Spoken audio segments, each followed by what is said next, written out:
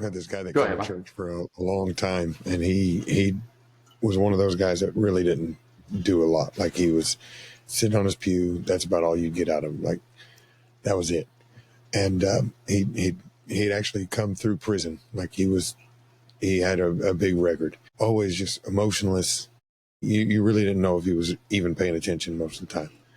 And I remember the service I was preaching, and in my sermon I'd actually brought up some of the things that I had struggled with. And I was talking about, I was sitting there cleaning my 45, and I remember holding the bullet in my hand and thinking, man, it would only take one of these and everything would be over with. And I'm like, I've fought those feelings. I've had those emotions. And that day at that service, I watched him break down, and he started crying, and he come up to me afterward service and he said, thank you for being honest, and thank you for being transparent, because most people won't admit that they have those thoughts, and they have those struggles, and they have those emotions.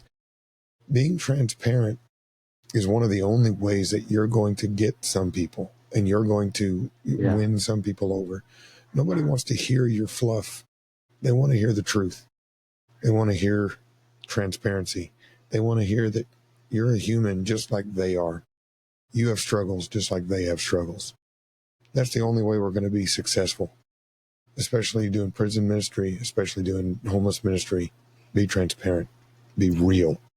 Don't fill them with fluff. Give them something that's real. Amen. They will appreciate that. Yeah, that's awesome. And you know what? Thank you even for sharing that here, right? I know that cannot be easy to share. And I think when we hear our leadership, right, we don't want to know that our pastor is having an affair and he's still in it. But when you say, hey, I've had that, right? I've had a day where I think you all would be better off without me. Yeah. And here's how I overcame. Absolutely. We can follow that leader, or if they're the guy in the jail ministry or the lady feeding the homeless, we can trust that person, because yes, they're not cut from a different cloth. They've found a solution, right? It wasn't staying the way they were, but they're people like me, and that's part of that piece that we so often we need to know. Yeah, I respect my pastor, I respect this leader, but are they a people? Are they a person?